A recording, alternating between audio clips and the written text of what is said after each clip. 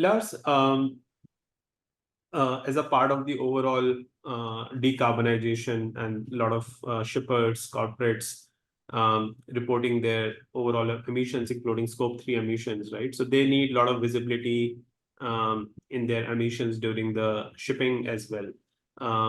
What kind of developments do you see there in being effectively being able to measure the overall carbon emissions as far as shipping is concerned for the shippers? And this is where again I see a problem. Again, a very practical problem, specifically here on the container shipping side. right.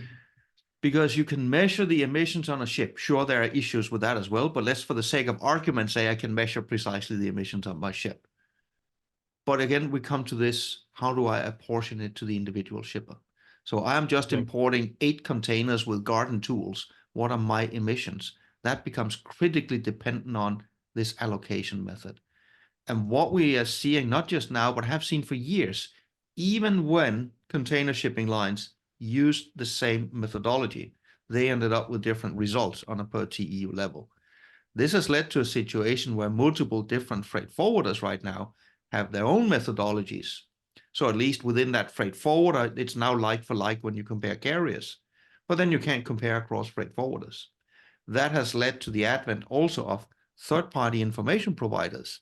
They say, well, if you use our methodology, then you can compare, but I got different third-party providers now arriving at different results.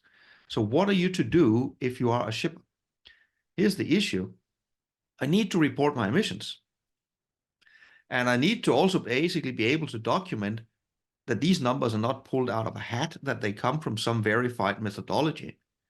But what do you then do when there is a multitude of different verified methodologies out there giving different results? The shipper is left with a simple choice. Look at the different methodologies, and then I just choose one. And I would certainly not be interested in a discussion in terms of whether that is the one true sole correct way of measuring, because as I mentioned, there is not just one way, there are multiple ways of actually doing this. That's the challenge. And I think you're going to see a stratification. You will see some shippers that are genuinely interested in tracking their performance. Yeah. They will evaluate the methodologies, and then they'll make a choice and say, this is the one we're going to use. And then they're going to stick with that methodology for a number of years, because then you can genuinely track. I would also have a sneaky suspicion that you will find shippers that do another thing. They'll say, we're going to choose this methodology, and the year later, they will look and say, oh my God, our emissions have increased. However, if we choose methodology number 2, this is a lower number. So why don't we change methodology? We can always argue that methodology number 2 is better for reasons X, Y, and Z. That is going to happen as well. Interesting. And I mean, last to what you just said, it looks like there's a lot of standardization which is required here. Do you see any specific bodies playing an important role in driving more standardization as far as reporting of carbon emissions during the shipping is concerned? I think the one that has been there also the longest is the Clean Cargo Work Group, and they were basically the first ones to try to set a standard on how do you measure emissions also on a per TEU level. And they did a lot of good work. I mean, they've been around for more than 20 years now. So as I say, they're one of the foremost ones to set such a standard. The challenge with that is, even given that standard, for the 15 years that it's been around, we could still find examples of shipping lines that used that same standard, that same methodology, yet kept coming up with significantly different numbers because there were different ways in which you could use that standard. Okay. And why do you think not enough focus is being put by bodies like IMO on this topic, on the standardization of measuring and reporting carbon emissions from the shipping?